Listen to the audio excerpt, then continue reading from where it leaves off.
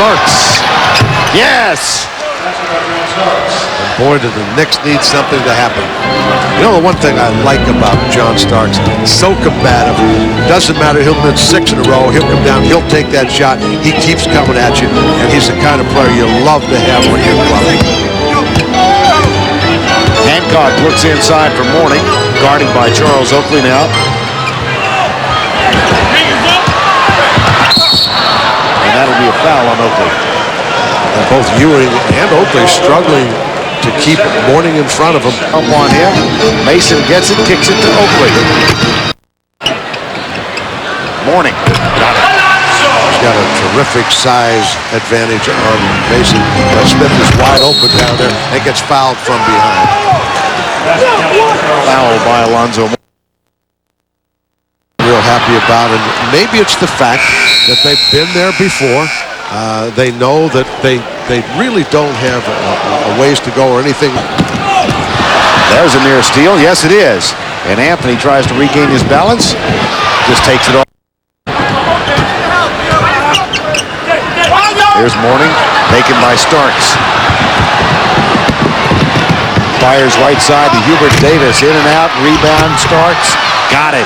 Almost threw it up too hard. Made a terrific effort. And Starks will battle you. Lead is 7. Largest lead was 14, late third quarter. Here's Curry, had 14. The Charlotte team has won 3 in a row over New York this year, 4 going back to last year, 6 in the last 7. They're up by 9 here. Nice touch pass from Oakley, and Williams makes the basket and foul. And all of a sudden, kicks it back outside, stolen by John Starks. Here's Mason, a chance to cut it to 3. He got it. With a block. Mason with the follow, it's good. Mason worked really hard, and it makes it great. They're really executing down the stretch, and that's what the Knicks are known for, execution down the stretch. Let's see if Charlotte can continue to execute. Hornets by 1. The last New York lead was 7-6. Here's Johnson. On Oakley. They're depending on individual ability and not execution. Going to win in the playoffs, you really got to be able to execute. Mason saves it. Oakley for 2. Yes! Struggled all night. The New York Knicks down by 14 in the third quarter, on the road and playing poorly, have been on a 15-2 run, and they've claimed their first lead since it was 7-6. Big play. It's a one-on-one play. It's not team execution. It's one-on-one. And if guys can deliver, great. But he's got to make a very tough shot. They now have the lead back. 80-79. Mourning trying to deny Mason the ball. Starks has it. Guarded by Hersey Hawkins. Clock. Mason the shot clock at 3, and Mourning picks up the foul. That's his 5th. And Charles Smith is on the bench with 6 fouls for New York. Gaddison and Mourning both have 5 now. John Starks. 14 fouls now on Charlotte.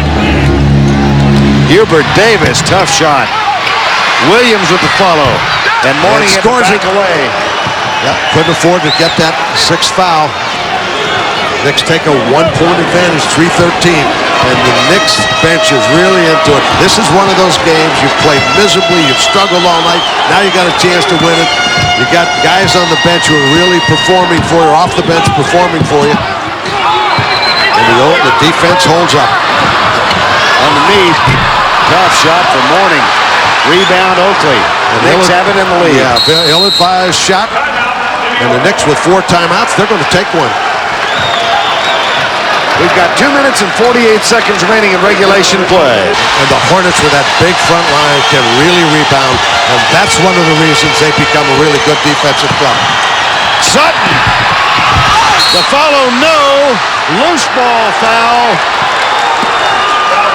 on Charlotte. Mourning 6th, I believe. Gaddison. Gaddison. That's 6 on Gaddison. Out of camera range just a moment ago. Larry Johnson came over and put his arms around Greg Sutton and said, "That's all right." Encouraged him, consoled him. Sutton really upset at missing the shot. Oakley shoots one more.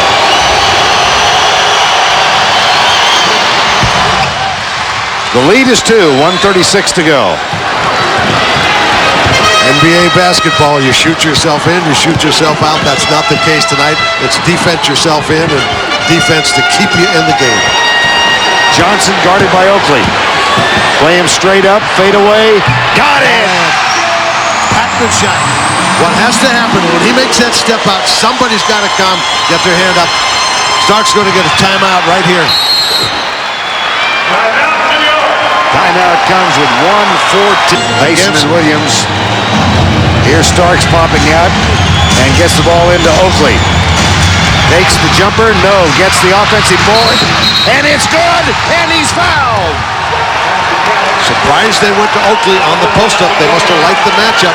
Missed the first one, but does what he does best, and that's ways in the lane, gets the ball back, scores the basket. 20.3 on the clock. Here's Oakley. Got a mismatch because they have Curry on him. That's why they went to him.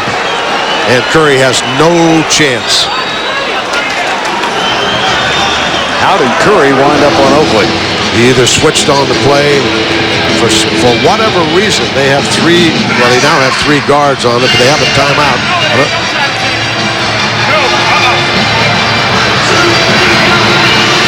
There's the first shot, then the offensive board, and in the process, Alonzo Mourning is just fouled out. And Charles Oakley will go to the free throw line. Mourning joins Kenny Gaddison on the bench, and Patrick Ewing cannot hide the smile.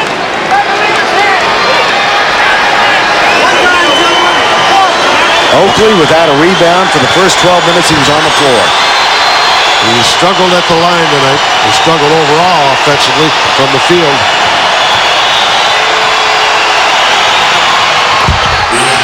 But he gets the big one. The Hornets call timeout. They trail by 3.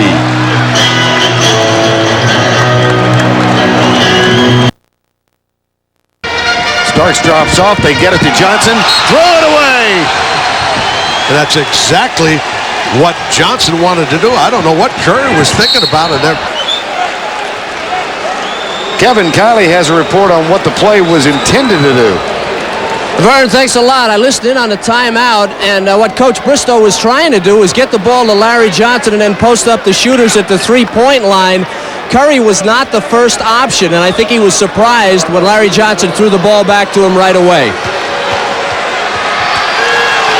Starks at the line. Anytime you throw it to a post man, he's got to step in, be ready to catch it back. I don't know what he was thinking about. He was going to try to come off. But anytime you throw it to a post man and you're looking for a 3 into that situation, anybody who's moving in is the guy who's going to take the shot. Starks gets 2. The lead is 5. Here comes Tony Bennett. He gets his first basket of the season. Still 11 seconds on the clock. And Anthony is fouled by Greg Sutton.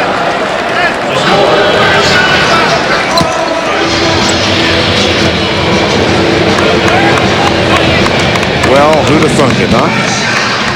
That's the first smile we've seen from Riley all night. In a month. In a month. Yeah, In a month. And Bristow, very unhappy. This fourth quarter has been a disaster. Here's Anthony. The Charlotte Hornets were up by 14 late third quarter. And all of a sudden,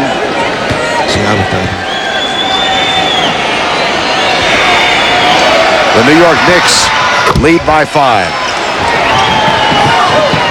Johnson will inbound. Gets it in the hands of Bennett. Hersey Hawkins. No good. Rebound Mason. And a foul is called on Del Curry. And we're talking about game, set, and match. A very unlikely win for New York Knicks. I think Pat Riley, we've seen him smile. Obviously, Pat's smiling. Pat's out in front of Pat. Pat was sitting here all night saying, what can we possibly do to get back in this basketball game? Well, they were up by 14 in the third, but they being the Charlotte Hornets, still had a 12-point lead with 9 minutes remaining in the ballgame. And New York went on a 19-4 run. They now lead by 5. Make it still 5.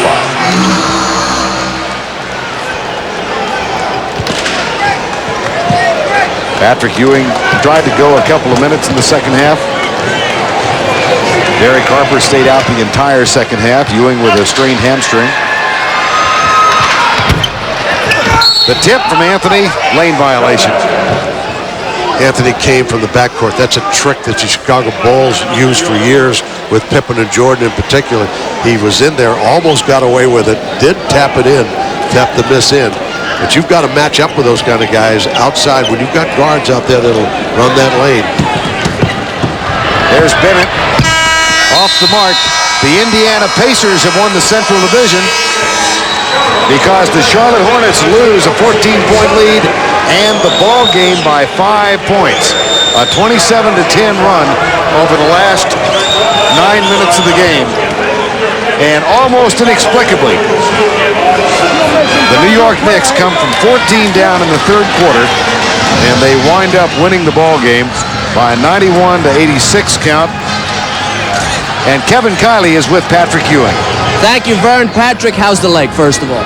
Well, it's hurting right now, but, you know, the fact that we won takes all the pain away. I feel good. I'm just happy that we won. Well, is it anything serious? Is it going to be a prolonged injury?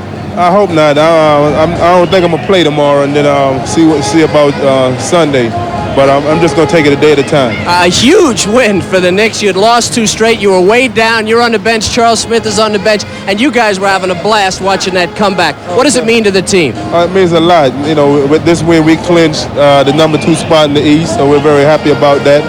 And we're just going to try to play hard the last 2 games and end the season on a high note. What about the team playing without Patrick Ewing? Pat Riley had said, hey, we're in the toilet without Patrick Ewing. Well, you climbed out of the toilet tonight. I mean, how do the rest of the guys feel about winning this one without you? I think they did a tremendous job. Everybody came together, and we did what we had to do. We played ball. We didn't argue or do any of that stuff. We just played.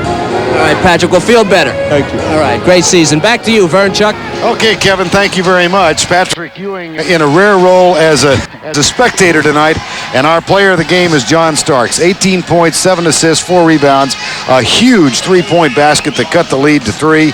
And I know when New York was down by 14, the guy sitting over here said John Starks won't let him get out of this. Didn't look happy. Pat didn't look happy. And then something inexplicable happens. It's a game you don't think you're going to win. It's difficult. You don't know where to go. Then all of a sudden the bench gets so involved, and everybody's smiling. It's probably good for your club at this time of the year. No question. And, like I told fellas when we went into halftime, I said we have to get back playing that maniac basketball, pumping each other up and getting into it. We knew sooner or later that we was going to break through it. We was missing a lot of easy shots. Me particularly was missing a lot of wide open jump shots. So I knew sooner or later that we was going to break through. Take a look at the rebound by Charles Oakley on his own miss, and then the putback. This was the play that put you guys in front. Big play. Yeah, they had Curry on him, and he has no chance. I mean, that's a wipeout. I mean, he's going to get that second shot if he misses. That's true. And was that by design? That was by design. We knew that we had a mismatch. Dale Carey on Charles Oakley. So Coach said when I come off the pick, pound it inside and let Oak do his thing. And he came up with a big second for us. That's paying attention to detail, right, and knowing what's happening. Assistant coaches on the bench reminding people, right, where the matchups are, correct? That's true, and that's all part of it. I think this game is, as you know, is a lot of strategy, and coming down the stretch, you have to know where you can get your shots at, and that was a big play for us. Execution. Execution, that's it. John, I haven't seen the New York bench that happy, and I don't know when. That was this terrific. year, in fact. That's true. That's true, and I think this game right here symbolized, that we have to work very hard. I thought everybody was working working very hard, but just wasn't going right for us. And, you know, when you're working hard like that, sooner or later something good is going to happen for you. And finally it did happen for us. You had fun.